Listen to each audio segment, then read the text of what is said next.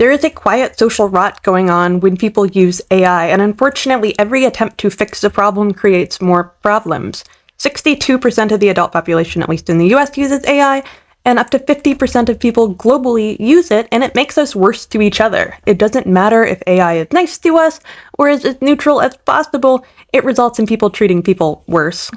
This problem is also only going to be compounded as AI enters the social sphere as embodied agents, which is already happening, and we'll talk about it. Multiple researchers have tried to tackle the problem of AI being sycophantic because we have seen some rather troubling stories of people going into delusional psychosis as a result of interacting with AI, because delusions amplify each other. Us humans need other humans to ground us in reality. When people are mean to AI and have very negative interactions, they're also likely to let that carry over into human-human interactions, and they'll treat other people worse. So hypothetically, if AI and humans had a good conversation, they would treat other people nicely, wouldn't they?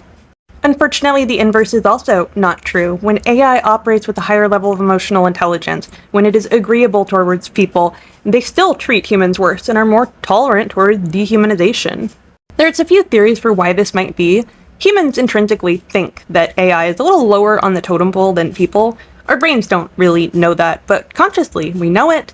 And when AI is more emotionally intelligent, we tend to raise the totem a little bit. However, because of course it is a competition, we then treat people worse.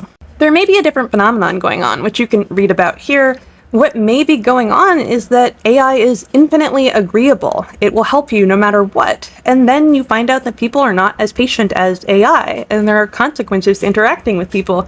And therefore, you have more negative interactions with them, because why are they not as helpful as the word box? It seems we're at a little bit of an impasse, because people cannot be trusted to interact with AI. Not if it's sycophantic, not if it's aggressive. It has to be completely neutral, and a completely neutral AI is not very helpful.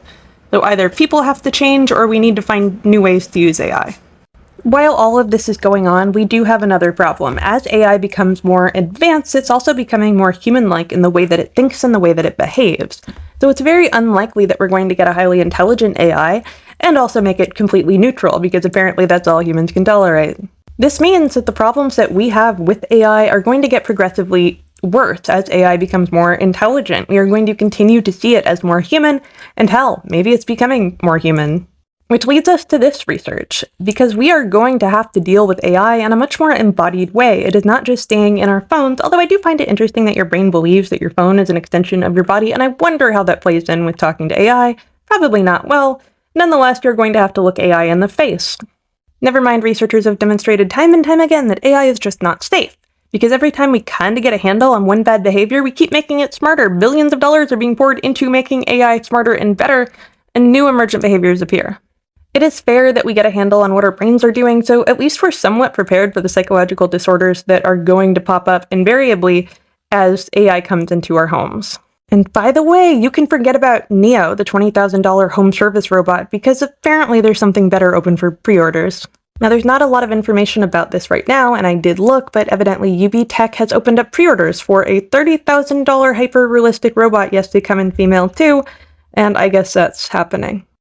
Anyway, that will happen whether I like it or not. You should know that when you interact with a robot physically in front of you, the same parts of your brain activate that would when you're talking to another person.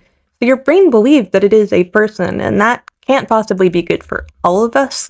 It seems to me that what we're doing is messing with the fabric of our reality, and our brains are going to have to catch up. I do have confidence in us humans, because when people say we were evolved to live in caves, that's not exactly true.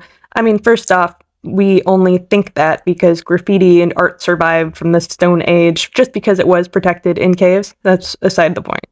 Our brains are adaptable because that is what we were evolved to do. It's why mice can learn to play video games with only their thoughts, because our brain is made so that we can adapt to whatever environment we have. So I believe in us in that regard.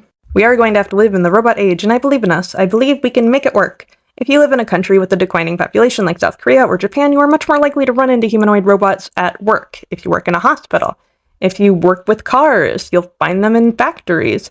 So these things are already happening, and it's happening a little faster than I thought it would.